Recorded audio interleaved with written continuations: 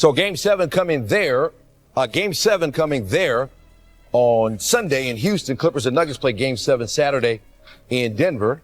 In NBA postseason history, 135 players have appeared in at least 5 Game 7s. Among them, only 13 averaged 25 points. 2 of them are Jamal Murray and Nikola Jokic. For the Clippers, James Harden has struggled in Game 7, shooting less than 30% in his last 3, all with different teams. Kawhi Leonard, meanwhile, hit one of the most memorable shots in Game 7 history when he was with the Raptors in 2019. And in 2020, the bubble playoffs, Nuggets beat the Clippers by 15, Game 7 of the Western Conference semis. Jamal Murray scored 40 in that game, while Jokic grabbed 22 boards and had 13 assists. So what happens on Saturday? Here's the NBA Countdown crew. Ooh, gentlemen, we have the 2 best words in sports. We got a Game 7, and these 4 gentlemen behind us, they have plenty of Game 7 experience. So what is going to be the difference maker in this To me, it's going to be James Harden. He shows up and balls out the way he did Thursday night in Game 6. The Clippers are going to the next round. He doesn't, they're going home. This is a legacy game for James Harden. We've talked too many times about how prolific he is, how great he has been. He's former league MVP, scoring champion multiple times. The brother is special. But as special as he is, there have been too many times in moments like this in the postseason versus San Antonio, versus Golden State, versus Boston when he was in Philadelphia, where he got accused of not showing up and nobody disagreed with one another about that. He can't let that happen Saturday against the Denver Nuggets. This is his game to take. It's in his hands. He has to embrace it like that, remind everybody who the hell he is, and handle his business and close this deal. Otherwise, the Clippers are going home. Malika, no surprise, we're looking at a Game 7. The tightest series, maybe the most compelling series of the first round. Aaron Gordon's alley-oop dunk, the milliseconds. It could come down to that. It could come down to that moment to decide the outcome of this game. Stephen A. makes a great point. As great as James Harden is as a player and will be a Hall of Famer, why doesn't he show up in these games? Because he's too good a player to not. Because we know what Jokic is going to do. I think we know what Murray's going to do. And Murray's a champion. Don't forget, there's some champions on Denver's side.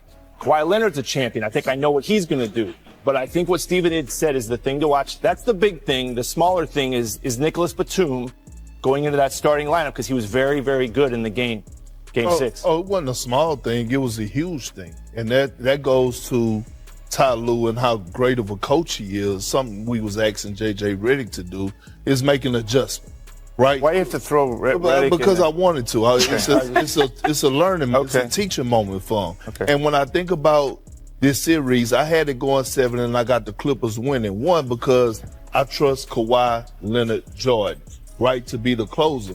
2, I haven't seen a team and an individual like the Clippers and Zubac defend Jokic the way they defended him this series. And especially the one-on-one defense I saw Zubac display in Game 6. It's going to be a brawl for it all, but I got the Clippers closing it out. Denver loses the second straight year. They lost on their home court in a Game 7. The other thing to watch is going to be on the sidelines, right? Ty Lue heading into his 5th Game 7 here. He's won the previous 4, including against Bob's Golden State Warriors. This will be the first for rookie coach here, David Adelman. In Game 7. I mean, everybody in basketball has talked about this season for the Clippers and how they're underrated and how they have a legitimate chance to be there when it matters. Kawhi Leonard is healthy. He's putting up incredible numbers. Norman Powell is playing at a high level. I mean, Zubac, the way he's defending, the way he defended the Joker the other night, not allowing the Joker to dislodge him in the second and third and fourth quarter, I thought was tremendous defense. The last game I have in my brain, Game 7 for James Harden, was in that game recently versus Boston 2023, 9 points on 3 of 11 field goals in 41 minutes. He was a minus 30. A minus 30. That's hard to do. His impact on the game is obviously his ability to create. When you give him some size and he can get into the line, he's the one that creates shots for Norman Powell. I think this is a massive opportunity for James Harden to continue to lead a team that has a legitimate chance to be there when it's there. All the other pieces matter, but we all know the way this team plays is the way James Harden steps up in Game 7.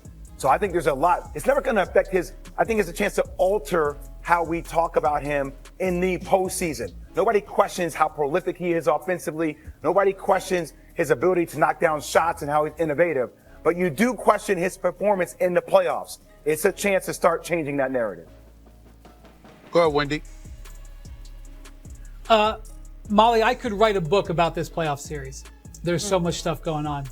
You've got, the Nuggets are playing a Game 7 at home. I'd like to remind you, last year they blew a Game 7 at home. I think they could have maybe beaten the Celtics last year. The Celtics were 0-2 against the Nuggets last year. They blew Game 7 at home. You've got an interim coach. You got Russell Westbrook. You know what comes along with him playing against the team that gave up on him. You got Jamal Murray, who's got this incredible history of delivering in the playoffs. That's just on one side. The other side, you've got Kawhi Leonard coming off of this injury, working so hard to get himself to this position. You've got the Clippers who lost Paul George, were left for dead, retrofitting their team, making this run. You've got Jeff Van Gundy coming back and helping this in a resurgence of his coaching career. You got Norm Powell playing the best season of his career in his 30s. I could keep going on other stuff. Zubats playing great defense, making a name for himself. Harden is the most fascinating one. Harden in Game 7 is the most fascinating one. And even last night, as great as he played in that game, he was awesome. Down the stretch, he made a couple of just unbelievable turnovers that almost cost the Clippers the game. The Harden story is underrated because of how complex it is.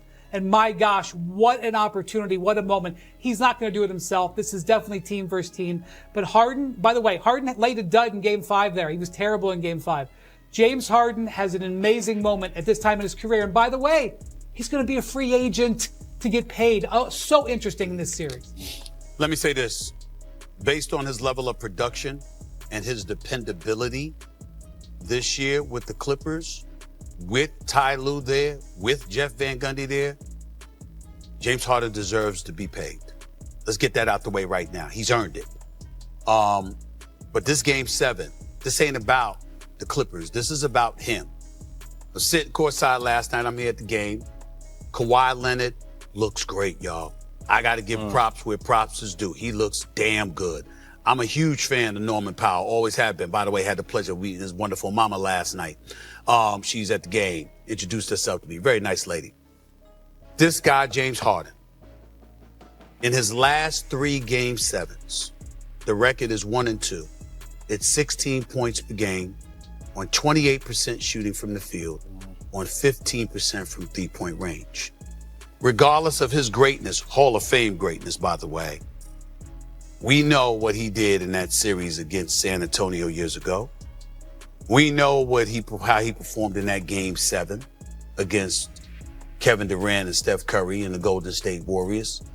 We've seen several situations. We saw him in Philly against Boston, Game 6 and 7. Can't even bring that up to Doc Rivers. I mean, you see stuff like that. There are too many instances where this very moment that he's about to face tomorrow night is where he showed up much smaller than he is. James Harden is special. That brother can ball. We know it, but you got to show up tomorrow night. The Clippers will not win this game in Denver if James Harden doesn't show. All right, let's get into the other LA team when we come back after this quick commercial break. What's your favorite team? Comment below, and if you liked the video, please leave a like. This really helps the channel grow and brings you even more content. Oh, and if you're not subscribed yet, what are you waiting for? Click the subscribe button and activate the bell to receive all notifications. With each game, we notice that the NBA is getting more competitive every day, and all the teams are looking for reinforcements to win the championship. And only here can you follow your favorite team daily with incredible content from different sources. Here on the channel, there are new videos every day with analysis, curiosities, and the best moments in basketball. That's it for today, folks. Thanks for following along. The NBA doesn't stop, and neither do we. Until the next video. NBA, the passion that connects us.